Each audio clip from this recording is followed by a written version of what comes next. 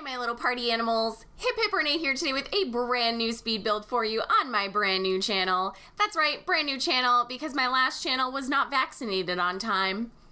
So today we have a beautiful craftsman style home. This is part of my hiphipprebuilds series, and this is actually the first video of hiphiprebuilds on my new channel. So that's really exciting.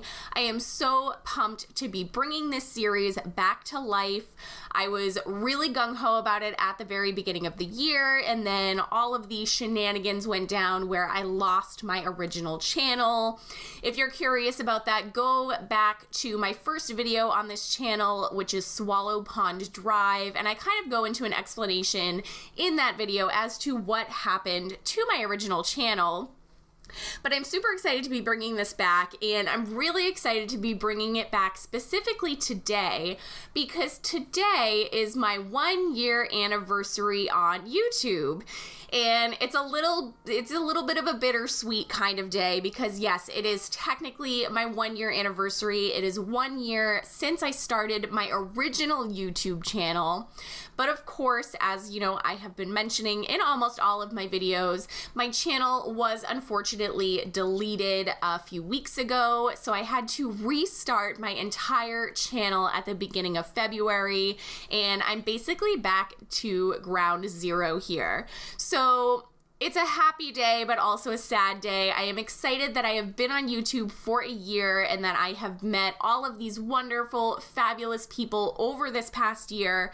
But I am also sad because, of course, my original channel is gone. It was doing really well. I was really proud of myself. I was almost up to 1K subscribers. I had a really amazing community.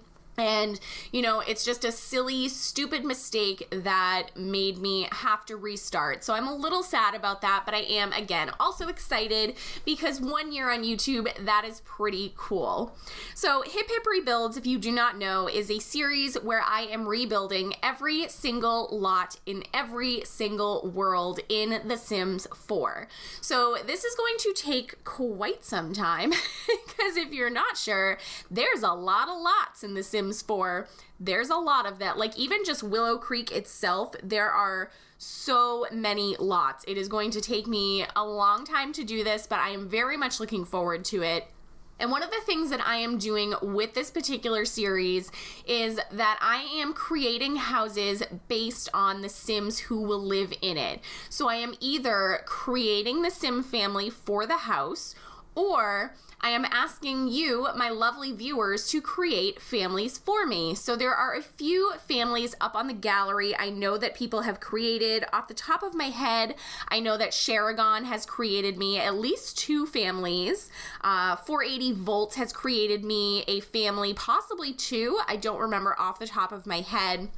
But there are quite a few families lying around in the gallery with the hashtag hiphipprebuilds.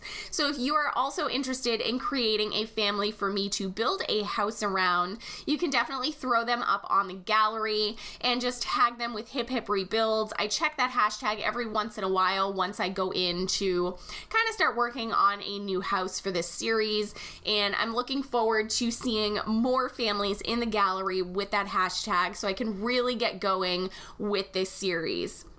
But this house was built for an elderly couple that I created within the game. I don't remember their first names, which was really terrible, but their last name is Farmington, and it's just an old couple. So there is a husband and a wife. They do also have a little kitty cat as well. So I believe I do put cat items in this build. I hope that I do. I don't remember off the top of my head. I did build this a few weeks ago, and every time I went to go post it, something else came up that day that I had to post, whether it be a collab or something else. So this was built and was supposed to be on my channel at sometime in February, and it just ended up not quite working out that way. So this is a 40 by 30 lot. It is located in Willow Creek. And this is not actually a really expensive house. This house ended up being like just a hair over 85,000 simoleons, which is really, I mean, like it's a lot, but it's not a ton. It's not like $1 million home or anything like that. So this is definitely a house that I would consider, you know, a mid-ranged price house as far as the Sims are concerned. Obviously, when you start in the game, you start with right around 20,000 simoleons. So I would say this would be a good, you know, maybe third house for your family to move into, or if you play with money cheats, it could be a really good starter home as well. I don't personally play with money cheats, but you know, everybody has a completely different play style, and that is something that I really enjoy about this game in general, is just that, you know, you can kind of play the game however you want to play the game, and there's nothing that you can do right, there's nothing that you can do wrong. It's entirely up to the player to decide how they want to do things. So this house did end up being a 2-bedroom, 2-bathroom house. Looking back on the house, I really should have gotten a bathroom on the first floor. I did not, but I should have gotten one down there. It's not like there's not enough space on this lot. Again, it is a 40 by 30, and the house is pretty sizable, so I should have very easily been able to fit a bathroom downstairs. I don't know what was going on. I was going for a more open floor plan than I normally go for, and I just didn't really want to kind of throw a random room into the downstairs to just kind of, you know, put a bathroom down there. So it ends up working out fine. There is a bathroom upstairs that is not attached to any of the bedrooms or anything. So, you know, you can just go upstairs and use that bathroom. Downstairs, we do have an open kitchen and living area.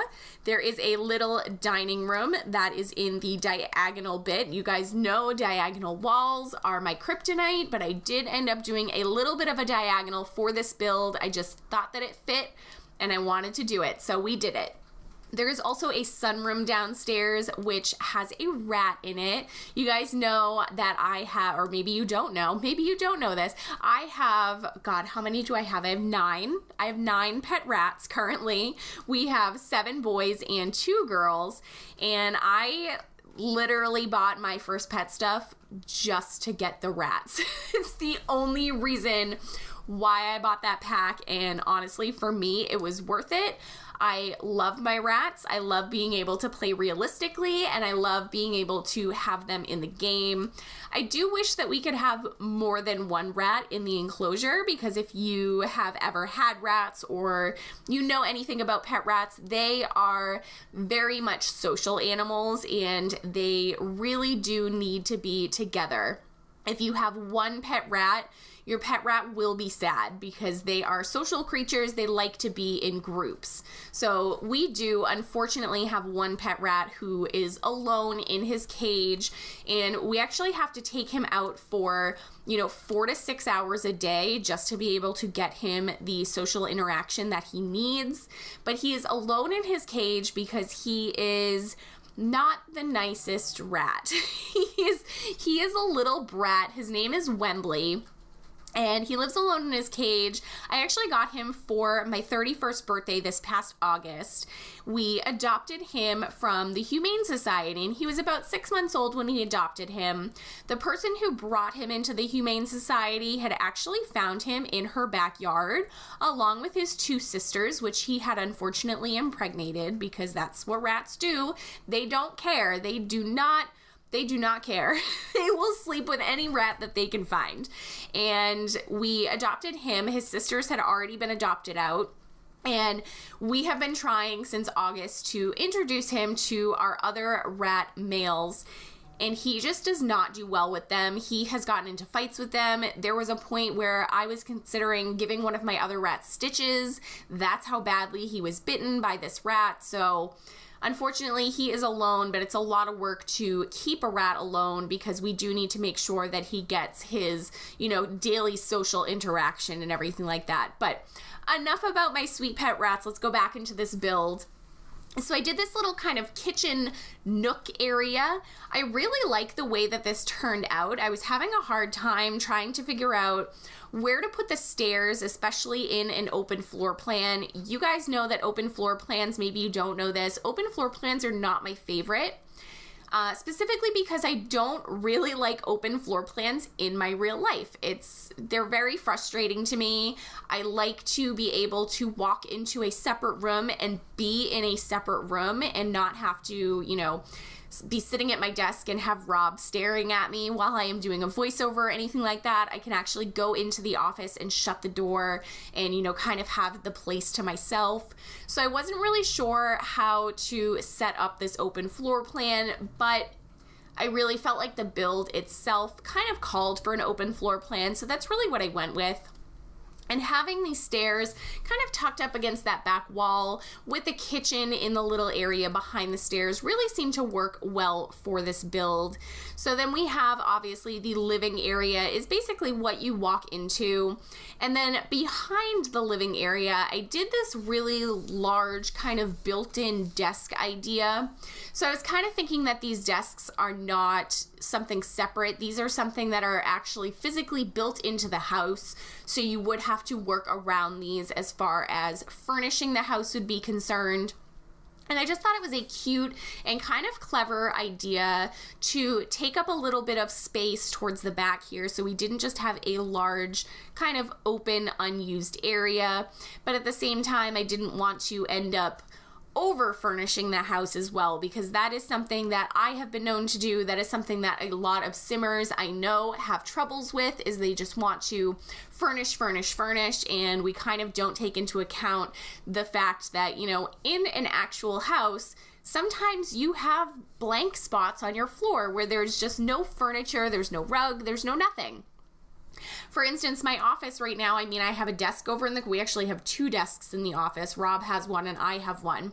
So I have my desk over in the corner. Rob's desk is against a wall. Basically, the entire middle portion of the room is completely open, which is really helpful because the rat cages are actually also in our office. So when we're cleaning out the cages, we have a ton of space to be able to, you know, just kind of put things down and work around them and everything like that.